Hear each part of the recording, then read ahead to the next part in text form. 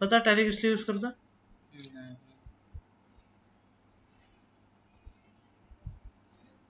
Start करो।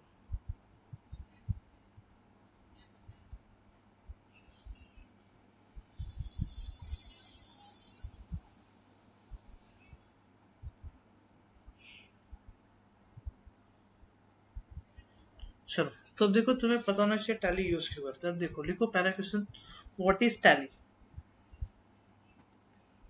ठीक है, तो अब देखो टैली क्या होता है ना बेसिकली। अब जैसे तुम किसी भी कंपनी में जॉब करने चले जाओ, ठीक है, तो अब देखो जब जाते हो ना टैली, तो बेसिकली होता है क्या ना वहाँ पे, अब ना पहले हम लोग एंट्रीज किस में लिखते थे, अगर हमें किसी से प्रोडक्ट परचेज किया या फिर सेल्स किया या फिर किसी से कितना पैसा लेना है, किसी को कितना पैसा देना है, तो हम कहाँ पे लिखते थे, नोटबुक में लिखते थे। लेकिन आज की डेट में क्या है, हम लोग सारी एंट्रीज किसके अंदर करते हैं, टैली टैली के अंदर। मतलब टैली क्या एक टाइप का बुक है कि मतलब जो भी हम प्रोडक्ट परचेज कर रहे हैं या फिर सेल्स कर रहे हैं या फिर जो भी कर रहे हैं, चाहे जिससे कितना पैसा लेना है, किसको कितना सैलरी दिया, किससे कितना सैलरी, तुम लोग कहाँ पे भी है वो सारी एंट्रीज कर रहे हैं टैली के अंदर। तो मतलब टैली का बेसिकली वर्क क्या है, एक टाइप का बुक होता है। ठीक है, तो लिखो व्हाट इज टैली। टैली का लिखो, तुमको इससे रिलेटेड नोट्स प्रोवाइड कर दूंगा। देखो टैली क्या एक टाइप का बुक है जिससे हम लोग क्या करते हैं, जो भी Tally is a book which are store the all the information. ठीक है, तो अब देखो टैली क्या होता है ना, एक टाइप का क्या एक सॉफ्टवेयर अकाउंटिंग है। ठीक है, तो अब देखो यहाँ पे जैसे तुम टैली ऑन करते हो ना, यहाँ पे देखो चार ऑप्शन दिख रहा है।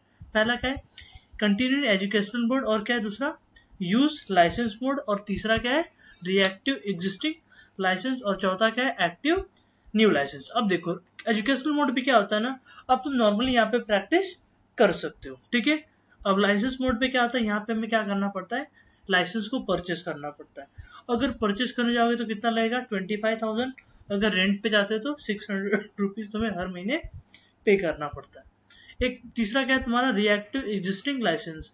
अब मान लो पहले से तुम मतलब एक कोई लाइसेंस यूज कर रहे थे, फिलहाल में बंद कर दिया, अगर उसको रिएक्टिव करना तो कहाँ पे करोगे, यहाँ से कर सकते हो। एक्टिव न्यू लाइसेंस, अभी तुम करंट पे एक नया लाइसेंस चला रहे हो, तुम्हें क्या करना है, उसके साथ एक नया लाइसेंस चलाना है, तो क्या करोगे यहाँ पे, एक्टिव न्यू लाइसेंस। अब देखो एजुकेशनल मोड और लाइसेंस मोड पे डिफरेंट क्या होता है।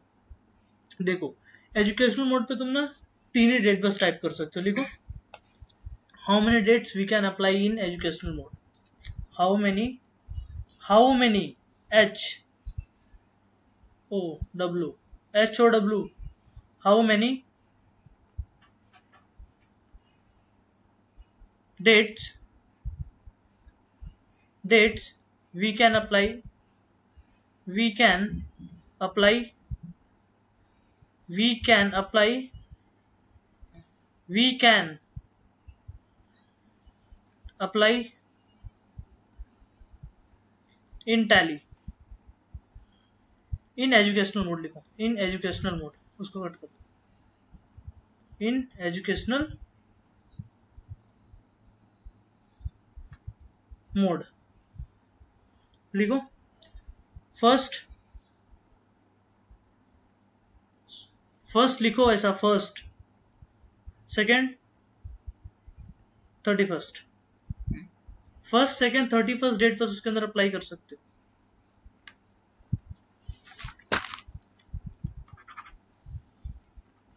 फर्स्ट कर सकते हो, सेकेंड कर सकते हो, 31st। लेकिन टैली के लाइसेंस मोड में जैसे तुम फर्स्ट सेकेंड 33 4 हो गया, 5 हो गया, 6 हो गया, वो सारी डेट्स अप्लाई कर सकते हो। ठीक है, तो अब देखो यहाँ पे क्लिक करोगे, हो गया। अब इसके अंदर हमेशा याद रखना तुम्हें एरो बटन का यूज नहीं करना है। यहाँ पे मतलब सॉरी, जो तुम्हारा माउस रहता है उसका यूज नहीं करना है। एरो बटन दिख रहा है, एरो बटन से तुम्हें ऊपर नीचे जहाँ पे जाना है वहां पे जा सकते हो। ठीक है, अब देखो कंपनी क्रिएट कैसे करते हैं। ठीक है, अब देखो यहाँ पे अगर सिंगल, देखो कंपनी के लिए क्या है कि ये फिर डेटा है, फिर एक्सचेंज है, इंपोर्ट एंड एक्सपोर्ट्स है, ठीक है, और ईमेल है, पेन प्रिंट है। ठीक है, तो अब देखो लेकिन अल्ट के नीचे क्या लिखा है, सिंगल अंडरलाइन दिया ना, तो लिखो अगर सिंगल अंडरलाइन दिया रहेगा तो लिखो, सिंगल अंडरलाइन दिया रहेगा तो SINGEL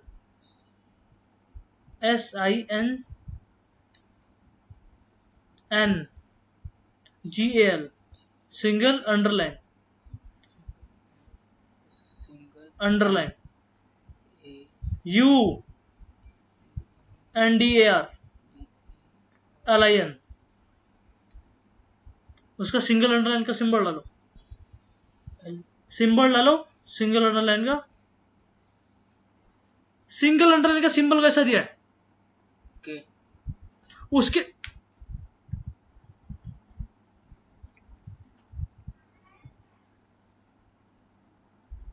अगर मैं तुमको सिंगल अंडरलाइन लिखा तो कैसे लिखोगे? अगर सिंगल अंडरलाइन बोला तुमको डालने के लिए तो कैसे डालोगे? चीजों को थोड़ा फोकस करो ना, उस पर ध्यान दो। लिखो, अगर सिंगल अंडरलाइन रहेगा तो किसके साथ प्रेस करना है? अल्ट के साथ।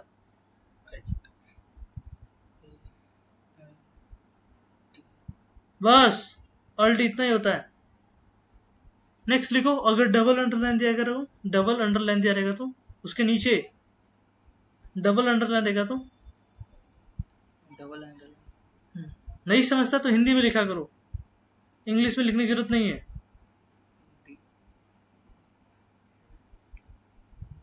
हिंदी में भी लिखने नहीं आता? हिंदी मेरे को आती नहीं। फिर क्या आता है तुमको? इंग्लिश आती है पर थोड़ा। हाँ तो डबल की स्पेलिंग भी होती है DELB।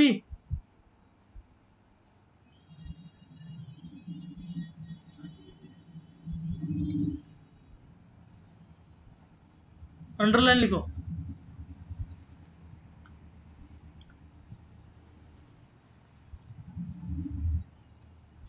अगर डबल अंडरलाइन रहेगा तो कंट्रोल के साथ प्रेस करना। डबल अंडरलाइन का सिंबल डालो। एक के रहेगा कि डबल? डबल बोला है ना। अगर डबल अंडरलाइन रहेगा तो कंट्रोल के साथ, कंट्रोल लिखो, CTRL। L बोला है, ओ नहीं। हो गया।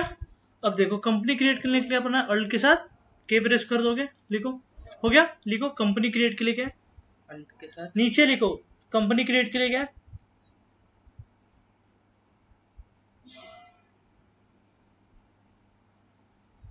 उधर पे कंपनी की स्पेलिंग दी है, देख के तो अच्छे से लिखो।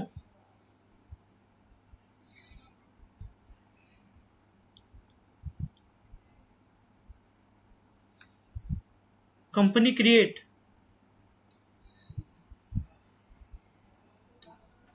उधर पे भी लिखा है, देख के लिखो थोड़ा सा।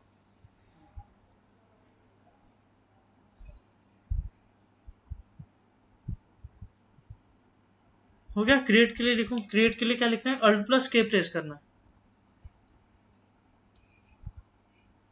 अल्ट अल्ट अल्टर नहीं बोला है, अल्ट।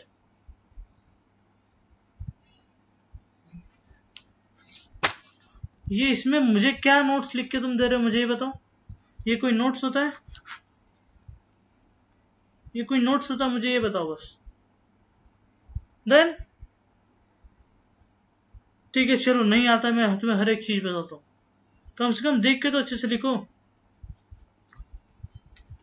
यही तो मेन है तुम्हारा। ये सब अच्छे से नहीं लिखो कि पहले चाहे जो लिखा चाहे जैसे लिखा चलेगा, लेकिन यहाँ पे तो अच्छे से लिखो, क्योंकि तुम्हें लाइफ टाइम काम में आएगा। ठीक है, देखो क्रिएट में जाओगे,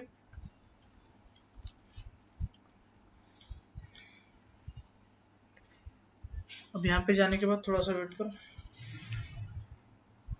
ठीक है, अब देखो यहाँ पे जैसे जाओगे, यहाँ पे पहला ऑप्शन क्या दिखा है? तुम्हारा कंपनी नेम। अब जो भी तुम्हारी कंपनी का नेम रहेगा यहाँ पे नाम डाल दो। जैसे मैं डाल देता हूँ यहाँ पे IT centre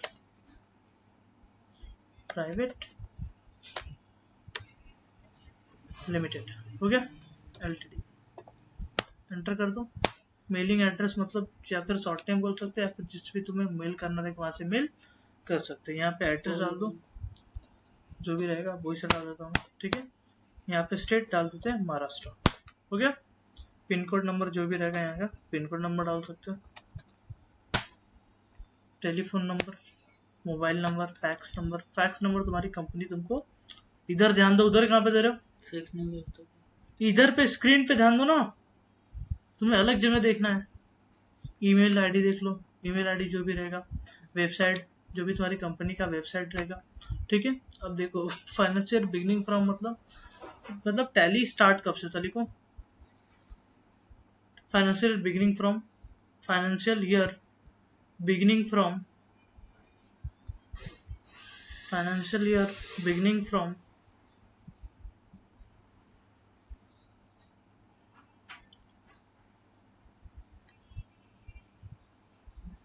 beginning from 1st April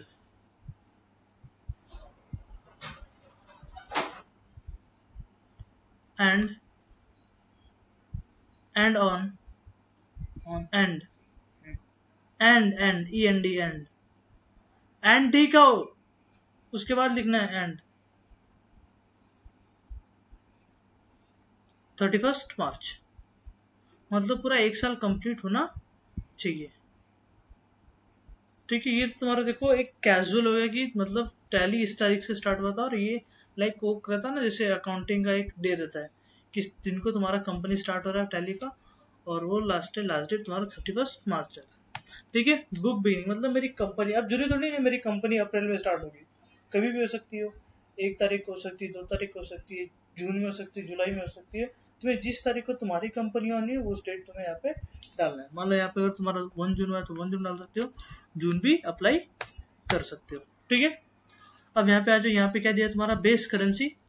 अब देखो तुम इंडिया में तो उसके लिए यहाँ पे क्या दिखा रहा है, रुपीज का सिंबल दिखा रहा है। अगर तुम अदर कंट्री में रहते तो वहां का जो भी करेंसी रहता ना उसका सिंबल दिखाता। अब देखो रुपीज का फॉर्मल नेम क्या है, INR है।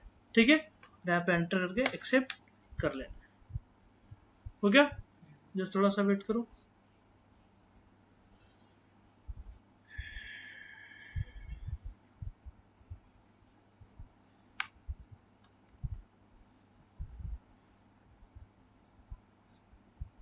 लिखा ना अभी अच्छे से, beginning from 1st of April.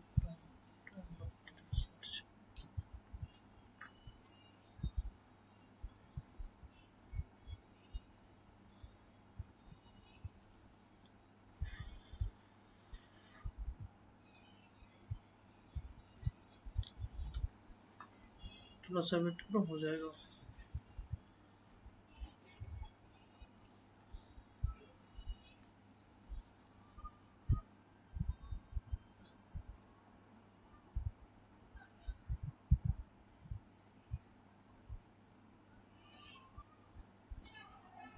तो ये जो YouTube पे सारे वीडियो ये मेरे कोर्स के क्या अलग है?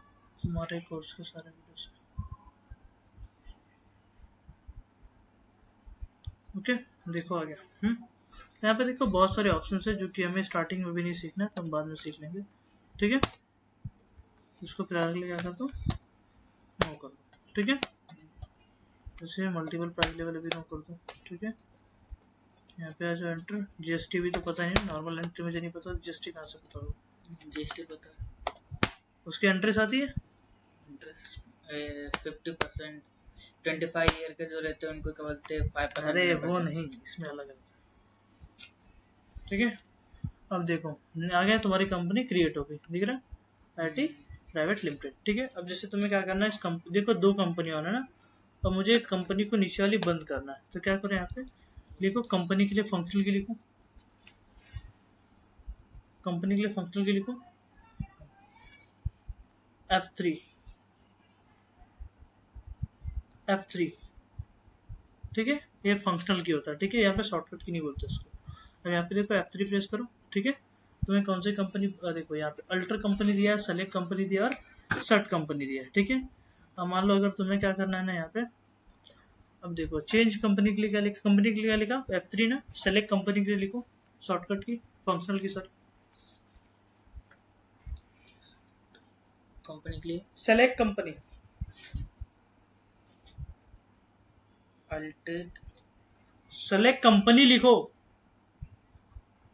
ठीक था, वो बस अल्ट को कट करना था, सेलेक्ट कंपनी अभी नीचे लिखो उसके,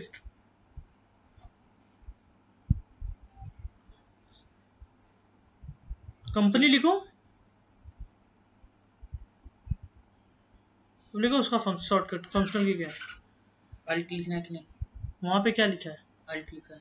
हाँ तो लिखो फिर उसे 3 बस। उसके बाद अगर सर्ट कंपनी लिखो, सर्ट कंपनी के लिए क्या है, शट कंपनी का मतलब होता है कोई भी कंपनी बंद करना। कंपनी लिखो, कंपनी कौन लिखेगा?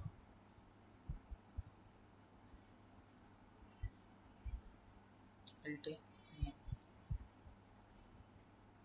F3। हो गया। अब देखो यहाँ पे एक ऑप्शन दिख रहा है अल्टर। अल्टर से तुम क्या करते हो, कंपनी को एडिट करते हो। मान लो अगर इसके अंदर कुछ चेंजेस करना रहेगा तो यहाँ से चेंजेस कर सकते हो, ठीक है।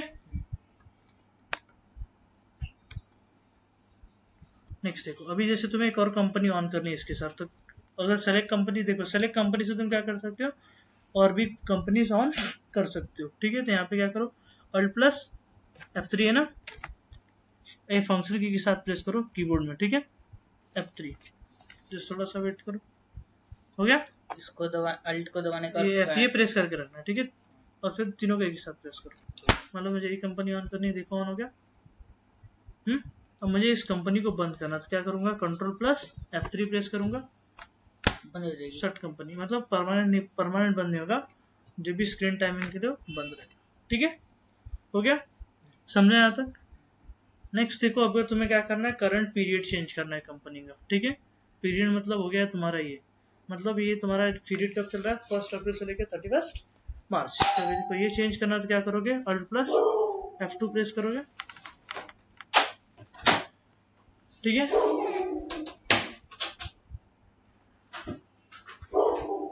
हो गया।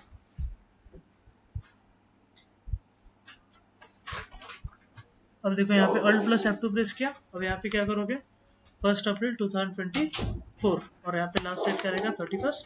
अभी देखो मैंने बताया था 3 डेट टाइप कर सकते हो। अब देखो दूसरा कोई डेट डाल के देखो, हो रहा है। अभी देखो ये हो रहा है, समझा। लिखो, करंट पीरियड के लिए क्या है, करंट पीरियड के लिए कौन सा फंक्शनल की प्रेस करना, करंट पीरियड के लिए फंक्शनल की लिखो,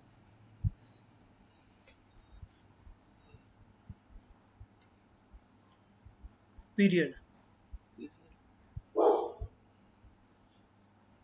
उधर देख लो स्पेलिंग क्या है, अल्ट प्लस F2 फंक्शनल की लिखो, अल्ट प्लस F2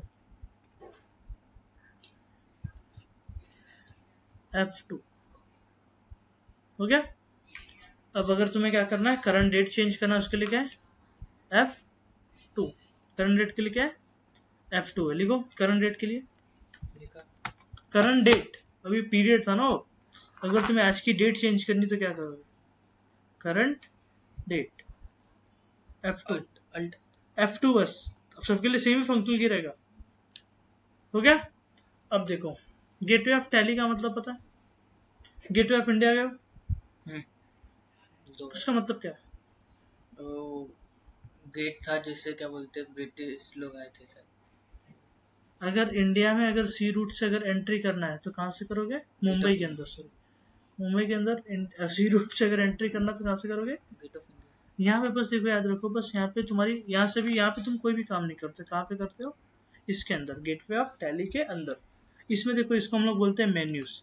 मास्टर्स हो गया, ट्रांजेक्शन हो गया, यूटिलाइज हो गया, रिपोर्ट्स हो गया, ये सब क्या है तुम्हारा मास्टर्स है। लिखो, मेन्यूज कौन से होते हैं, मेन्यूज MENUS, US। यहाँ पे लिख लो masters, transaction, utilize, utilities, masters, और क्या है, ट्रांजेक्शन,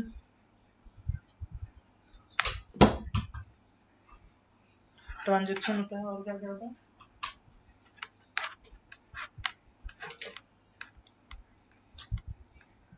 यूटिलिटीज होता है, रिपोर्ट्स होता है।